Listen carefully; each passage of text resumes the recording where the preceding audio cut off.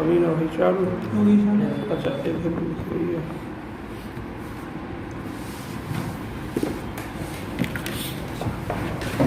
देखिए dear students, आपके BSc second year में लेक्चर हो गए 6 हो गई संभव है। 7वां लेक्चर स्टार्ट होगा। हम लेक्चर 6 में आपको जो चैप्टर 3 है मैट्रिक्स में, उसमें 2 ही चीज़ें हैं केवल। एक तो होमोजीनियस इक्वेशंस और एक non homogeneous equations. Homogeneous equations को हम आपको कल करा चुके हैं।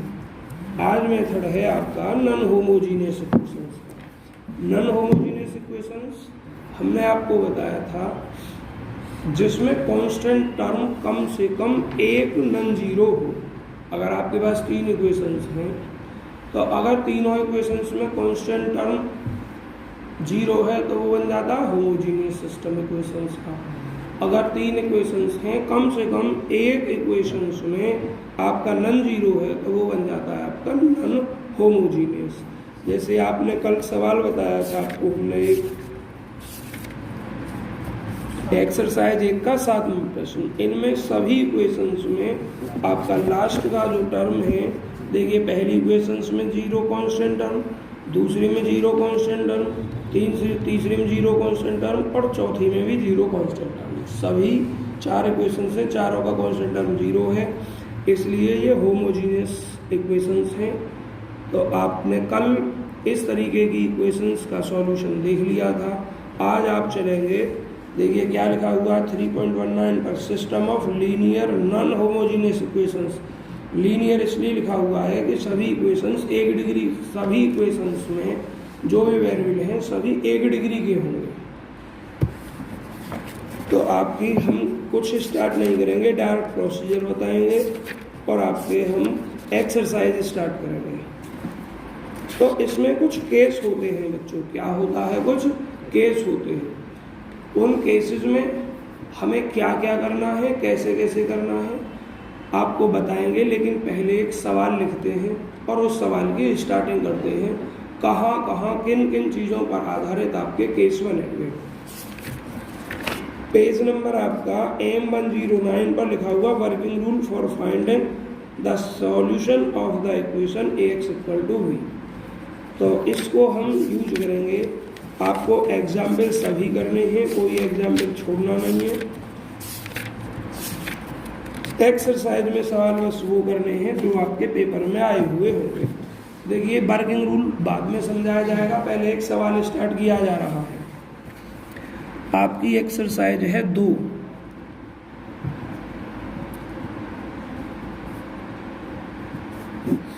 एक्सरसाइज 2 में जो भी प्रश्न यूनिवर्सिटी में आए हैं सिर्फ आपको वही करने हैं। यूनिवर्सिटी में आए हैं, इसमें 1 2 3 4 5 6 प्रश्न आए हैं। तो हम पहले मेरठ वाला देखते हैं, और मेरठ वाला एक तो लास्ट का 19वां सवाल है और एक क्वेश्चन नंबर 4 है। तो बच्चों क्वेश्चन नंबर 4 देखते हैं।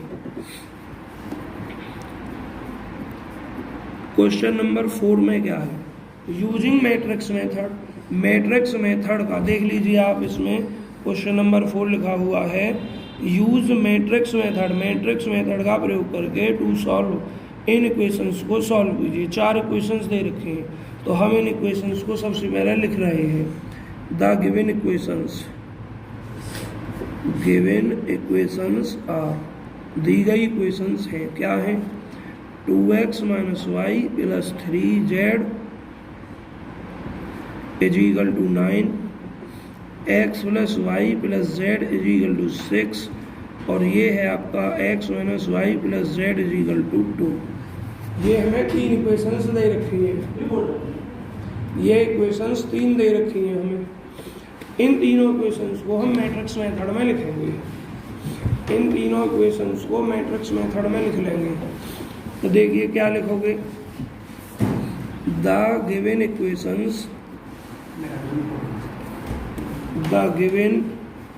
Equations can be written as in matrix form. दी गई इक्वेशन को हम इस प्रकार लिख सकते हैं कि इसमें मैट्रिक्स फॉर्म में। मैट्रिक्स फॉर्म आप बच्चों खूब पढ़ कर आए हो, AX = V होती है। ये सब नॉन होमोजेनियस है ना? हाँ, ये नॉन होमोजीनियस है। मैं रिपीट कर दूंगा, पहले पढ़ लो चुपचाप।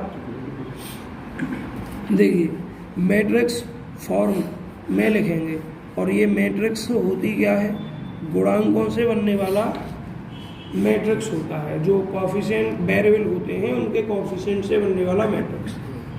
2 -1 3 1 1 1 1 -1 1। और बच्चों ये x में कौन कौन से वेरिएबल शामिल हो जाएंगे? जो गिवन वेरिएबल हैं x y z। और v में ये जो कांस्टेंट टर्म दे रखे हैं इनसे एक कॉलम मैट्रिक्स बन जाएगा। तो दोनों मेथड में अंतर क्या था बच्चों? उसमें ये भी कॉलम मैट्रिक्स शून्य मैट्रिक्स था, सभी एलिमेंट शून्य थे। यहाँ कम से कम एक एलिमेंट ऐसा होगा जो शून्य नहीं होगा, सब शून्य नहीं होंगे, कम से कम एक नन जीरो होगा आपका। हो सकता है सब नन जीरो हो, जैसे इसमें देखो तीनों एलिमेंट जीरो नहीं हो,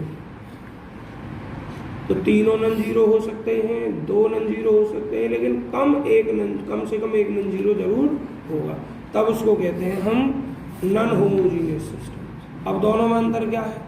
उसमें तो इस ए को डायरेक्ट हम एक्लोन फॉर्म बदलते थे, इसमें केवल ये ए एक्लोन फॉर्म में नहीं बदला जाता, इसमें पहले ऑगुमेटेड मैट्रिक्स लिखा जाता है। क्या लिखा जाता है?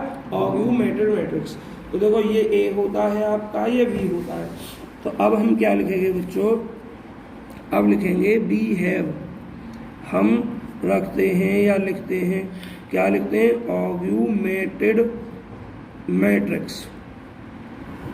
और ये कैसे लिखी जाती है?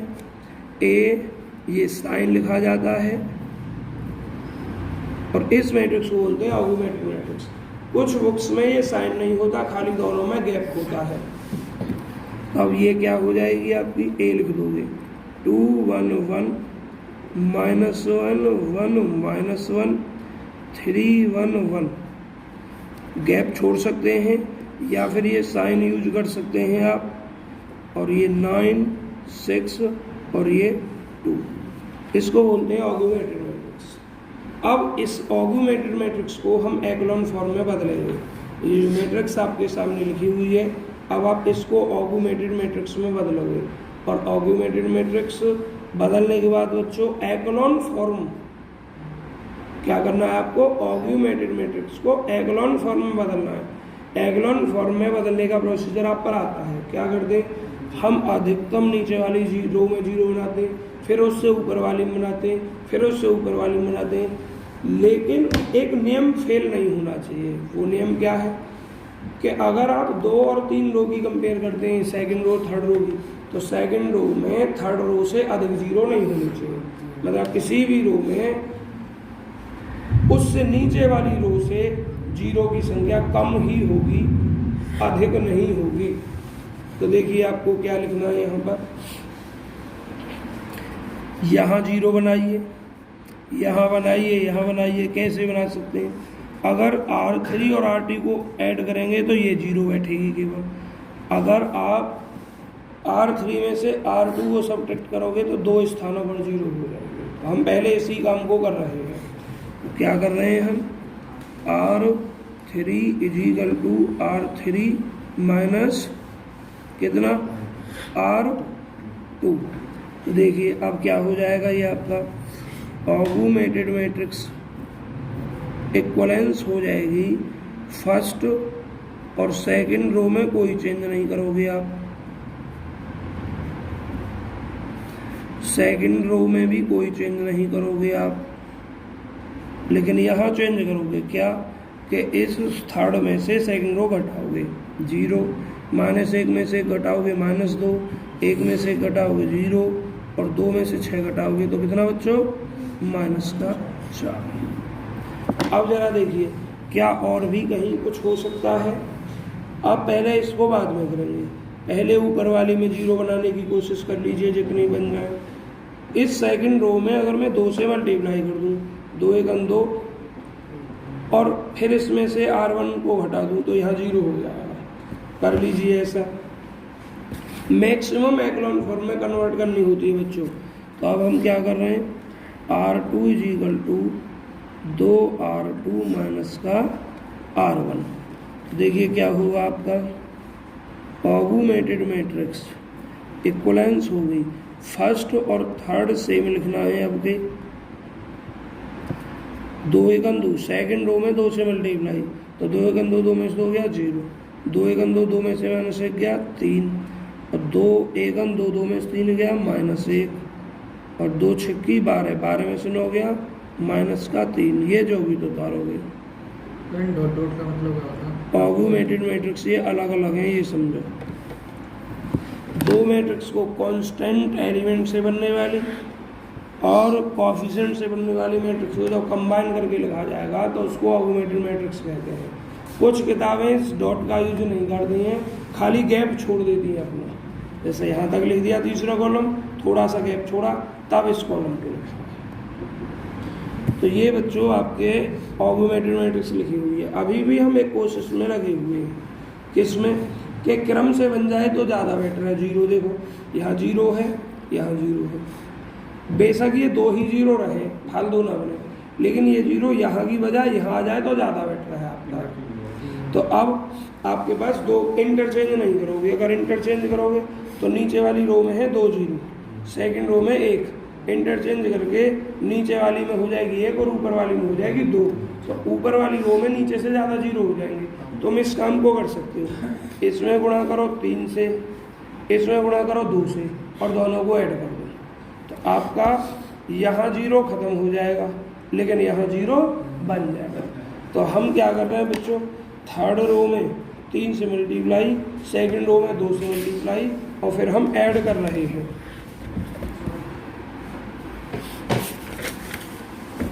देखिए पेज हमने पलट दिया, क्या किया है, R3 में 3 से मल्टीप्लाई, और R3 के ही स्थान पर लिखेंगे बच्चों, R3 इजिकल टू R3 में 3 से मल्टीप्लाई, ऐड करेंगे R2 में 2 से मल्टीप्लाई। तो ज़रा आप देख लें, पहले फर्स्ट और सेकंड रो को हम सेम लिख रहे हैं बच्चों। ऑगुमेटेड मैट्रिक्स इक्वलेंस, फर्स्ट रो है आपकी 2 - 1 3 9, 2 - 1 3 और 9, सेकंड रो जो भी दो लिख रहे हैं 0 3 - 1 0 3 - 1, और ये आपका है -3। इसमें हमने चेंज कर रहे हैं, R3 में 3 से गुणा, R2 में 2 से, तो देखिए ये 0 हो जाएगा आपका, ये भी 0 हो जाएगा आपका, और बच्चों ये हो जाएगा R3 में 3 से गुणा और R2 में 2 से गुणा, तो ये -2 हो जाएगा। ये तो चेक कर ही लोगे अपना पेज पलट कर बच्चों। और ये साइन R3 में गुणा है बच्चों, आप देखिए यहाँ 3 से, -4 में 3 से करोगे -12, और फिर उसके बाद क्या है बच्चों, -3 है, उसके बाद क्या है -3, इसमें 2 से गुणा कर रहे हैं, तो -3 6, तो -6 और -12 कितने हो गए, -18, तो ये -18 आप यहाँ लिख दोगे। कोशिश कीजिए, क्या अभी भी आप कुछ और 0 बना सकते हैं, ज़रा देख लीजिए ध्यान से। अब 0 संभवतः नहीं बनाया जा सकता है, ये 3 0 बन जाएगा, लेकिन ये 0 खत्म हो जाएगा। 1 0 बनाने के लिए 1 0 खत्म नहीं करेंगे। एक्लॉन फॉर्म भी ये देखिए, नीचे वाली रो में कितने 0 हैं, 2, टोटल नन 0 रो कितनी है, 3 पूरी में, इसमें भी ये भी, मतलब पहली रो भी नन 0 रो, दूसरी रो भी नन 0 और तीसरी रो भी नन 0, तीनों ही रो नन 0 है, इसलिए रैंक इसकी कितनी हो जाएगी, 3। एक्लॉन फॉर्म है या नहीं ज़रा देखो, इस तीसरी रो में 2 0, ऊपर वाली में 1 0, ऊपर वाली में 1 भी 0 में, तो नियम का पालन हो रहा है। इसका मतलब है बच्चों कि ये जो है आपकी एक्लॉन फॉर्म है। और अब आप क्या लिखोगे, इम्प्लाइज कर रहा है कि ऑगुमेटेड मैट्रिक्स ये इज इन एक्लॉन फॉर्म, अब बच्चों यहाँ तुम्हें एगलॉन फॉर्म में जो मैट्रिक्स है उसकी भी रैंक चाहिए, और जो सादा मैट्रिक्स थी ए उसकी भी रैंक चाहिए।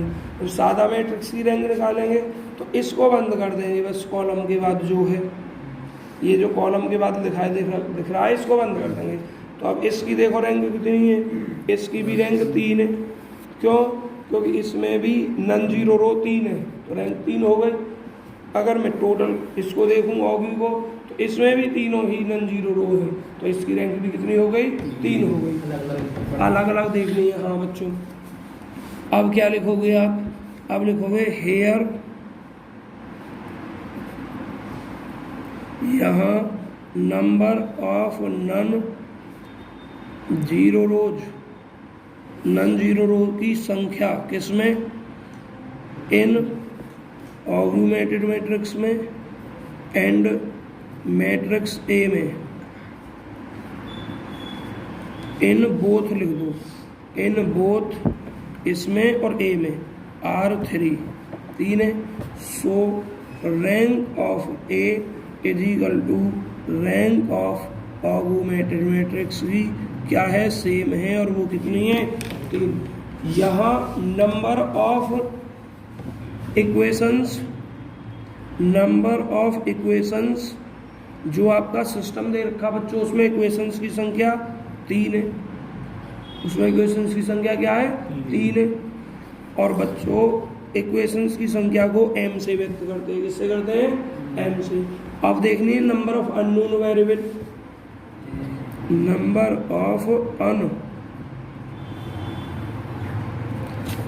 Of unknown variables, number of unknown variables, unknown variables की संख्या मतलब जो उसमें वेरिएबल है, चर है एक्स वाई जेड, उनकी संख्या वो भी कितनी है? 3 है। वो भी कितनी है? 3 है। अब बच्चों यहाँ पर बनेंगे केस। जो केस कैसे कैसे हैं उनके लिए आप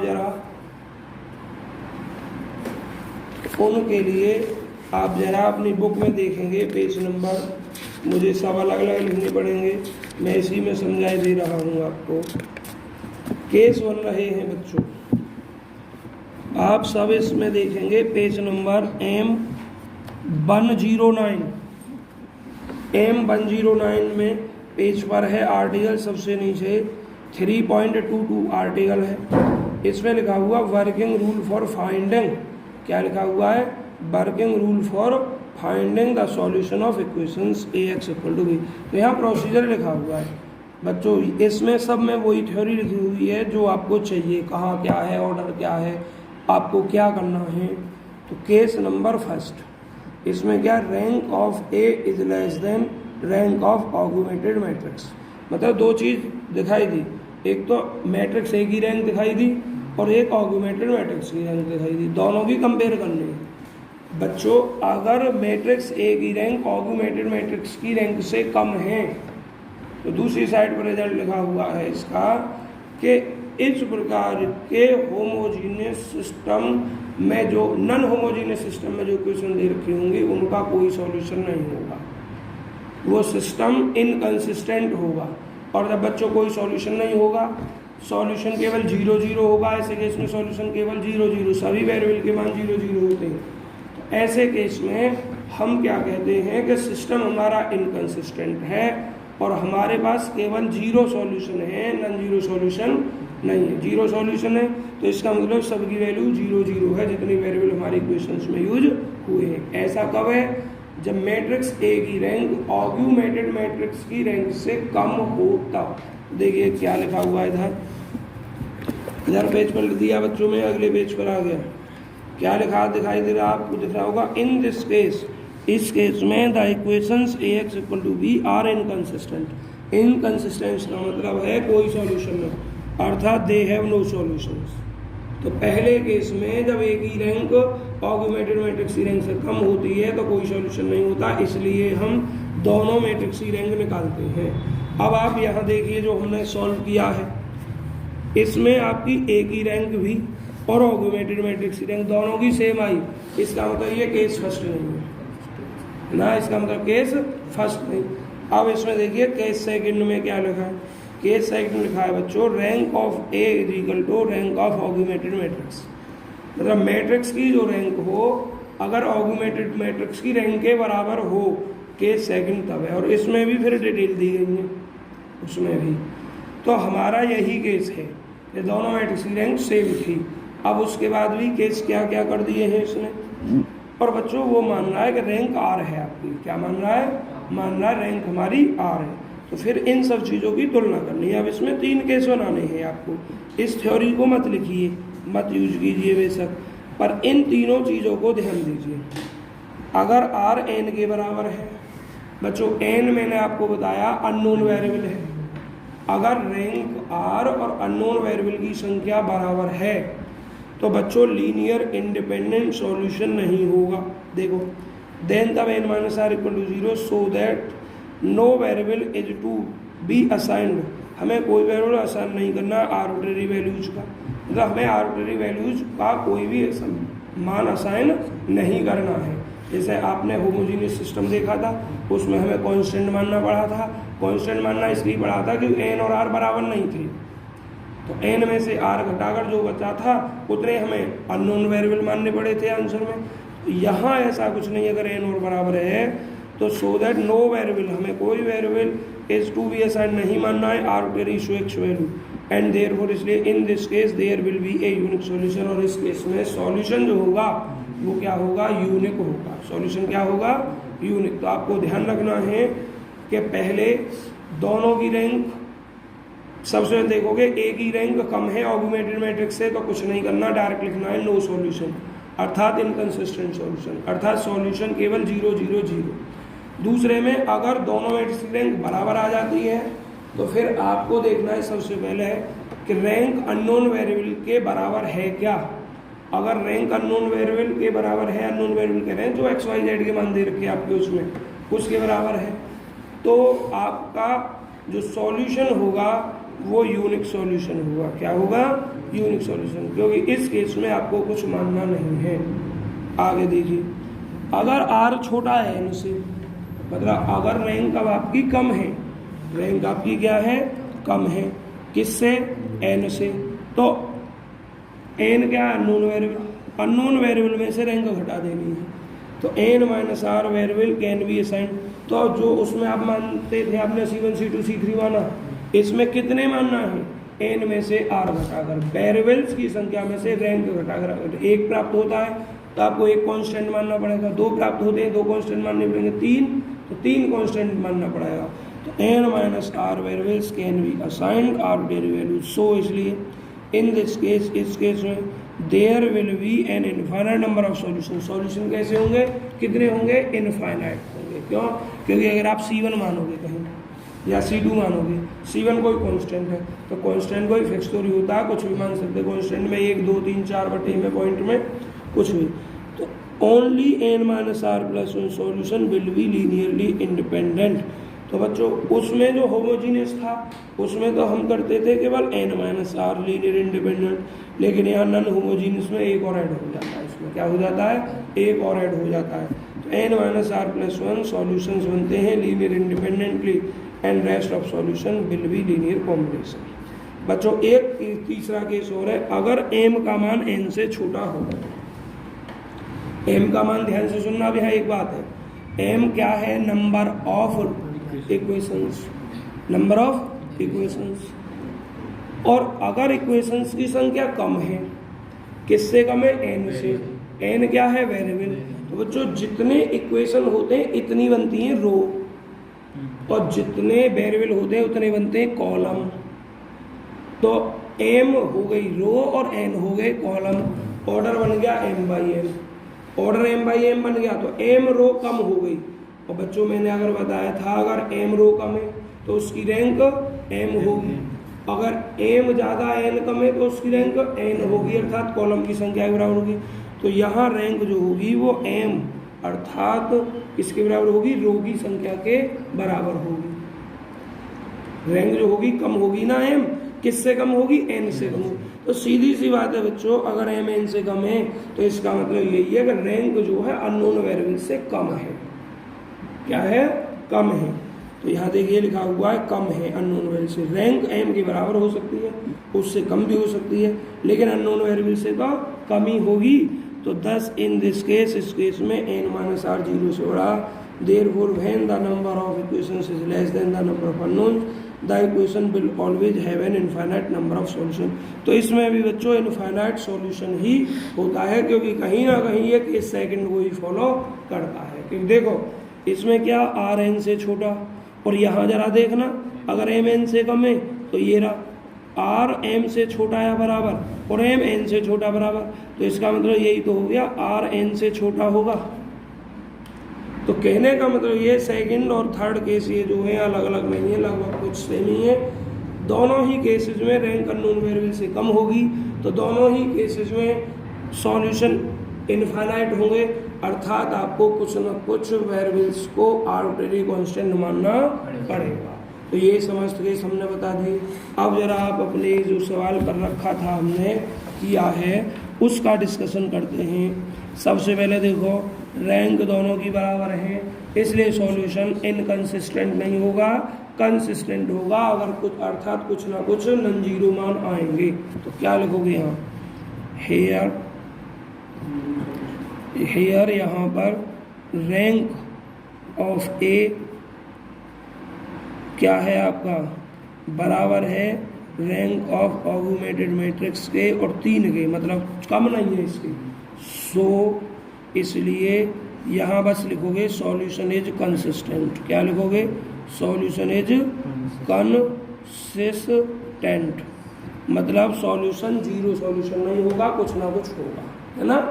अब बच्चों ये चीज़ देख ली। अब इसके बाद हम देखते हैं, तुलना करते हैं किसकी, आर की मतलब रैंक की, एन की मतलब अननोन वेरिएबल की, और एम की। एम की बाद में करते हैं, इक्वेशंस की संख्या। एम इक्वेशंस होती है, इक्वेशंस की संख्या, और जितनी इक्वेशंस होंगी उतनी ही फिर रो बन जाएगी उसके ऑर्डर में, उसका मैट्रिक्स लिखेंगे तो जितनी इक्वेशंस होंगी उतनी का रो बनेंगी, जितने वेरिएबल उतने कॉलम बनेंगे। ठीक, तो देखो क्या है, इसमें 4 हैं, 4 कहाँ है इसमें वेरिएबल, 3 है। देखो एक्स वाई जेड 3 वेरिएबल है, तो 3 ही तो कॉलम है। रो कितने हैं ये नहीं देखने, कभी इनके कॉलमों को करने लग जाओ, मैं नहीं है आपका, ये तो ऑब्यू है बस। इससे इन दोनों की अलग अलग रैंक निकाल ली जाती है, ऑब्यू की और सिंपल मैट्रिक्स की। और जो अब तुम्हें क्या देखना है यहाँ, हेयर यहाँ रो को हम आर से व्यक्त करें, और वो 3 है। एन भी क्या है हमारा 3 है, एम भी क्या है हमारा 3 है। तो एम वाला जब लेना है केस जब एम की वैल्यू एन से कम है, तो यहाँ तो बराबर है, जितनी इक्वेशन है उतनी ही आपकी क्या है, वो है वेरिएबल है। तो आप बस इन दोनों केसों की तुलना करोगे यहाँ पे, पहले को किस किस को, आर का और एन का, और आप क्या देख रहे हैं, दोनों सेम है, दोनों क्या है सेम है।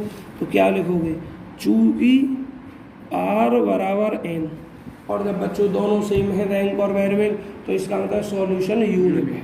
सॉल्यूशन क्या है, सॉल्यूशन यूनिक है। सो इसलिए सॉल्यूशन जो है इज यूनिक। बच्चों सॉल्यूशन यूनिक हो गया। अगर किसी भी तरीके से आर एस एन से कम आ जाती, अननोन वेरिएबल से कम आ जाती, तो बच्चों फिर क्या करना था हमें, फिर सॉल्यूशन यूनिक नहीं होता, फिर लीनियर इंडिपेंडेंट निकालने के लिए n माइनस आर प्लस 1 का यूज़ करना पड़ता है। ठीक, जैसे भी है यहाँ तक करने के बाद जो भी स्थिति आ रही है, फिर आप इसको क्या लिखेंगे, नाउ अब बी है, ये जो सिस्टम है आपका ये वाला, ये अब इसको कैसे लिखा जा सकता है, अब लिखा जाएगा नाउ वी हैव, देखिए क्या लिखा गया है, ए में जो है नहीं लिखो, 2 माइनस 1 3, मतलब जो ऑग्यूमेंटेड मैट्रिक्स है, देखिए बच्चों ऑग्यूमेंटेड मैट्रिक्स है ये वाली, ये ए वाली, इससे जो ए के कॉलम बन रहे हैं वो ए के कॉलम बन रहे हैं 2 माइनस 1 3 0 3 माइनस 1 0 0 माइनस 2, यहाँ बंद कर देंगे इसको, ए को यहाँ देखो, ये क्या चल रहा है, पढ़ रहे हो यार, तुम क्या कर रहे हो? ये मैट्रिक्स है, ये ए वाली मैट्रिक्स है। ऑग्यूमेंटेड मैट्रिक्स में जितना पार्ट मैट्रिक्स ए का है वो है। अब इसमें हम वेरिएबल लिख देंगे। क्या क्या वेरिएबल थे एक्स में? वेरिएबल थे एक्स, वाई और जेड। और इसके बाद लिखा जाएगा बच्चों बराबर। और इसमें हमें क्या करना है, जो ऑग्यूमेंटेड मैट्रिक्स है बच्चों, देखो ध्यान से, ये रही ऑग्यूमेंटेड मैट्रिक्स में ए वाला पार्ट लिख दिया, फिर बंद कर दिया ये, फिर इसमें एक्स वेरिएबल लिखा था, और ये जो आए हैं ऑग्यूमेंटेड मैट्रिक्स में ये बी के स्थान पर लिख दिए जाएंगे। क्या हो जाएगा, ये इसके स्थान पर लिख दिए हमने, उसमें से 9 -3 और माइनस का 18। अब फिर से वही काम करना है जो आपने पिछले होमोजेनियस सिस्टम में किया था। क्या किया था बच्चों? गुणा करो 2x - 1y प्लस का 3z इक्वल टू कितना 9। अब दूसरे से 0x, x लिख रहे नहीं है जीरो में, 3y - 1z equal to -3, 0x 0y minus का 2z इक्वल टू माइनस का 18। अब इन्हें सरल कर दो। देखिए एक इक्वेशन, 2 इक्वेशन और ये 3 इक्वेशन। तो समीकरण नंबर 3 से जेड की वैल्यू हो गई 9। अब जेड की वैल्यू इस दूसरी समीकरण रख दोगे, जेड बराबर 9। समीकरण 2 में रखने पर जेड बराबर 9 समीकरण 2 में रखो 3y - 9 इक्वल टू माइनस का 3। तो ये हो जाएगा कितना, प्लस का 6, तो y बराबर हो गया 2। अब ये जेड और y की वैल्यू 1 में रख दोगे। नाउ देखो मैंने हिंदी में लिख दिया है, हिंदी में नहीं लिखना आपको। Now putting the value of y and z, y और z की वैल्यू किसमें रखने पर, इक्वेशन 1 में रखने पर। Now putting the value of y and z in equation number 1। हमें x निकालना है, 2x माइनस y की वैल्यू 2 प्लस 3z, z की वैल्यू 9, 9 तिया 27 बराबर 9। 2x 27 से 2 घटाओगे 25, 25 इधर भेजोगे 9 माइनस 25, तो बच्चों -16 हो जाएगा ये। तो x की वैल्यू -8 हो जाएगा। अब देखिए तीनों वेरिएबल की वैल्यू नॉन जीरो आ रही है। जरूर नहीं तीनों की नॉन जीरो आएगी, कम से कम एक की नॉन जीरो आनी जरूरी है नॉन होमोजेनियस सिस्टम में। अब बच्चों अगर आपको ये लगता है कि हमारा आंसर गलत है तो हमारा आंसर चेक भी हो जाता है। ये जो एक्स वाई जेड की वैल्यू है अपने गिवन इक्वेशंस में रख देते हैं। इसमें रख देते हैं, गिवन इक्वेशंस में रख देते हैं। तो दी हुई इक्वेशन जरा देखना, आपका सवाल था एक्सरसाइज का, कहना 4 था। इस 4 एक्सरसाइज में पहली समीकरण है आपकी 2x - y + 3z बराबर 9। तो इनमें से किसी भी इक्वेशन में रख लेते हैं हम। अगर साइड बराबर आ जाती है तो सेटिस्फाई होता है। किसी भी एक इक्वेशन को नहीं, सभी इक्वेशन सेटिस्फाई होनी चाहिए। तो हम बस एक करके देख लेते हैं। बीच की x + y + z बराबर 6 है। तो बच्चों x की वैल्यू देखिए क्या है, -8, y की वैल्यू 2 और z की वैल्यू 9 और 2 11। तो -8 + 11 बराबर बच्चों कितना 3। हमारा सेटिस्फाई नहीं होगा। इसका मतलब ये है या तो ये इक्वेशन में मिस्टेक है या हमारे आंसर में मिस्टेक है। जरा चेक करते हैं। ये वाला है, चौथा सवाल है। हाँ तो जरा 1 मिनट चेक कर लेते हैं। पहले जेड और वाई की वैल्यू को रखते हैं फर्स्ट में। 2x माइनस वाई बराबर 2 है प्लस, और जेड बराबर बच्चों कितना है इसमें 9, 9 तिया 27। तो ये हो जाएगा प्लस का 25, 25 इधर भेजोगे 9 माइनस 25। और बच्चों 25 में से अगर आप 9 घटाओगे 16 ही तो बचेगा, माइनस का 2 से भाग करेंगे माइनस का 8। आंसर में कितना आंसर दे रखा है, x बराबर 1, y बराबर 2, z बराबर 3। बच्चों ऐसा भी हो सकता है आपका कहीं इक्वेशंस में चेंज हो। एक काम किया, वीडियो रोक देंगे उन्हें ऊपर।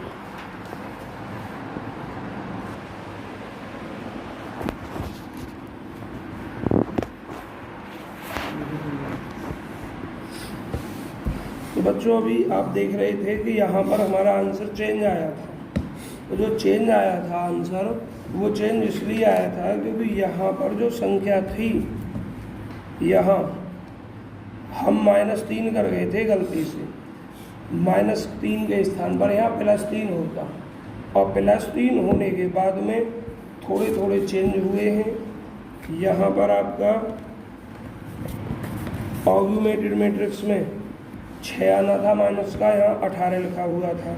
तो इन चेंजों के बाद में फिर आपके यहाँ चेंज हुआ ये 9, 3 -6। तो इन चेंजों को आप स्वयं करेंगे और इन इक्वेशंस को सॉल्व करना, आपका आंसर आ जाएगा। इस तरीके से आप होमोजीनियस सिस्टम को सॉल्व करते हैं।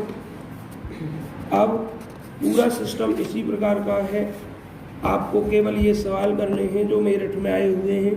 एक्सरसाइज का 19, एक्सरसाइज का पहला, एक्सरसाइज का दूसरा, एक्सरसाइज का चौथा, एक्सरसाइज 7वां और एक्सरसाइज का 9वां और एक 8वां।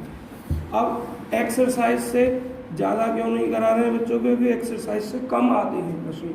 आपको एग्जाम्पल करनी है, और एग्जाम्पल देखो लगभग सभी आए हुए हैं एग्जाम में।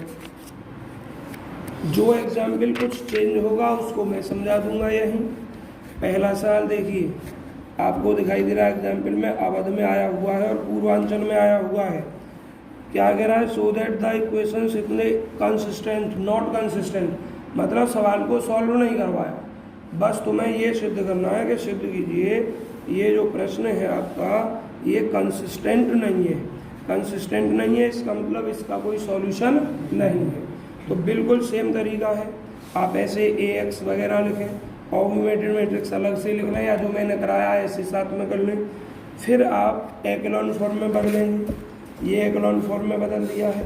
एक्लॉन फॉर्म में बदल कर एक ही रैंक निकाल लें, 2 है, और टोटल की रैंक कितनी है बच्चों, 3 है। क्या दोनों की रैंक बराबर दिखाई दे रही है? दोनों की रैंक चूंकि बराबर नहीं दिखाई दे रही, किस किस की, मैट्रिक्स A की और ऑग्यूमेटेड मैट्रिक्स की। अब देखिए इसमें नंबर ऑफ नॉन जीरो रो 3 है, तो पहली भी 0 रो नहीं, दूसरी भी 0 नहीं, तीसरी भी टोटल 0 नहीं, इसलिए इसमें नॉन जीरो रो 3, तो इसकी रैंक 3। और जो A है इसमें तीसरी रो पूरी तरीके से 0 है, इसलिए नॉन जीरो रो 2 है, इसकी रैंक 2 है। और दोनों की रैंक जब अलग अलग हो जाए, ये कहें कि एक ही रैंक कम हो जाए ऑग्यूमेट्रिक्स की, तो कंसिस्टेंट नहीं है, वो इनकंसिस्टेंट है, अर्थात सॉल्यूशन केवल 0 0 है, नॉन जीरो सॉल्यूशन नहीं है। इसमें बस इतना ही पूछा था आपसे। दूसरा एग्जाम्पल बच्चों आप करेंगे, एग्जाम्पल नंबर जो 11 दिया है, क्या है, सो दैट द इक्वेशंस इतने are consistent and solve them. Consistent, consistent का मतलब सबसे पहले ऑग्यूमेटेड मैट्रिक्स की और मैट्रिक्स A की रैंक निकालनी है, वो बराबर आनी चाहिए, पहला काम यहाँ तक है। देखिए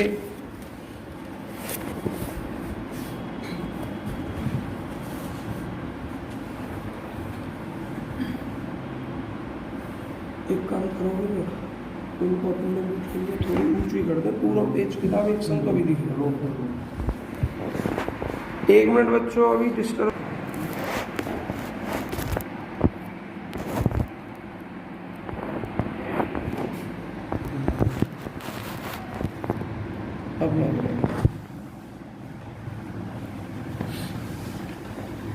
अब ठीक है, पूरा पेज दिखाई देगा।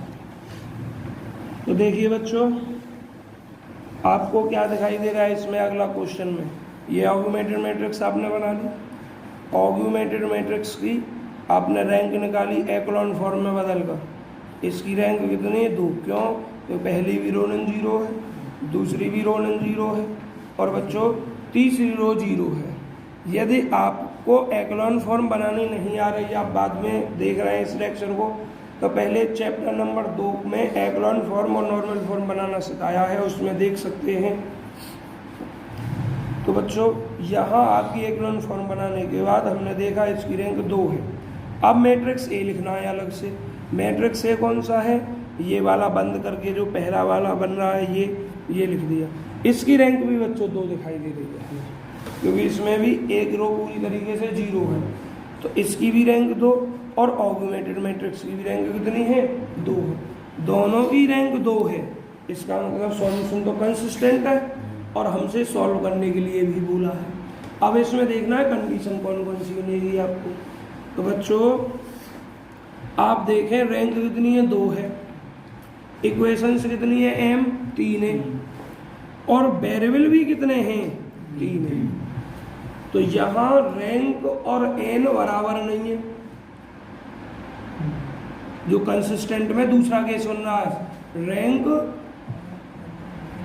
और आपकी जो वो है क्या कहते हैं अननोन वेरिएबल बराबर नहीं है। ज़्यादा क्या है? Unknown variable. देखो वेरिएबल 3 है XYZ, रैंक 2 है, n ज़्यादा है, तो n minus r plus 1 linear independent solution होते हैं, और सॉल्यूशन यूनिक नहीं होगा, सॉल्यूशन इनफाइनाइट होगा। क्या होगा? इनफाइनाइट होगा। तो जरा देखिए ध्यान से क्या लिखा हुआ थ्योरी में, इतना सब कुछ लिख रहा है वही जो मैंने तुम्हें बोला है।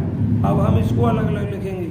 ए मैट्रिक्स में से एक्लोन का हिस्सा, फिर कॉलम मैट्रिक्स वेरिएबल के लिए XYZ, फिर जो ऑगमेंटेड मैट्रिक्स में बी के स्थान पर आया है सरल करके वो 680, फिर इसको इक्वेशंस में सॉल्व करेंगे। इक्वेशंस बनी मेरे बच्चों केवल 2। कितनी इक्वेशन बनी? 2। इन इक्वेशंस में जरा देख लो, y का मान निकालें तो z के टर्म में आ रहा है, z का मान निकालें तो y के टर्म में। इसका मतलब एक वेरिएबल को कांस्टेंट मानना पड़ेगा। इसको मानना पड़ेगा एक को। अब पता कैसे चली? देखो वैसे भी यहाँ तुम्हें देखकर पता चल रहा, लेकिन मैथमेटिक्स में किसका यूज करके पता चल रही है? n क्या है आपका इसमें? 3, n मतलब अननोन वेरिएबल। r क्या है इसमें? 2 मतलब रैंक। तो n में से r घटाओ, अर्थात 3 में से 2 घटाओ, क्या प्राप्त हो रहा है? 1। तो आपको सॉल्यूशन प्राप्त करने के लिए एक वेरिएबल को कांस्टेंट मानना पड़ेगा। तो यहाँ से अगर y का मान निकालना है तो z को कांस्टेंट मान लो, और z का मान निकालना है तो y को कांस्टेंट मान लो। तो देखिए क्या लिख दिया इस थ्योरी ने, taking z equal to c, z को c माना तो y का मान 8 माइनस 2c हो जाएगा, और फिर z और y के मान रख के आप x का मान निकाल लोगे, x का मान c माइनस 2। ये ही आपके सॉल्यूशन है। अब बच्चों बात आती है c का मान कोई फिक्स तो है ना, कांस्टेंट है कोई भी, तो जो सॉल्यूशन है वो c पर डिपेंड करेगा, और c का मान इनफाइनाइट हो सकता है, इनफाइनाइट कांस्टेंट हो सकते हैं। तो बच्चों इस इक्वेशंस के सॉल्यूशन भी इनफाइनाइट होंगे। क्लियर? तो ये वाला एग्जाम्पल, अब बच्चों कोई डिस्कशन नहीं करना, मुझे स्वयं आपको एग्जाम्पल करना है। 12 भी मेरिट में आया है, आपको 13 एग्जाम्पल भी करना है। 13 ध्यान से सुनते जाएं बच्चों। एग्जाम्पल 14 में कंडीशंस हैं, बस इसमें क्या है? कंडीशंस कि कब आपका कंसिस्टेंट होगा, कब इनकंसिस्टेंट होगा, कब रैंक अगर आपकी अननोन वेरिएबल से कम है तो क्या स्थिति होगी, अगर इक्वेशंस भी कम है, अगर अननोन वेरिएबल से तो क्या स्थिति होगी। उन सब का डिस्कशन इस एग्जाम्पल बच्चों 14 में किया गया है, और हम पहले ही कर चुके हैं डिस्कशन। आपका एग्जाम्पल 16वां करना है अब इसी तरीके से, और बच्चों ये 16वां इम्पोर्टेंट है आपका एग्जाम्पल 16 इम्पोर्टेंट है।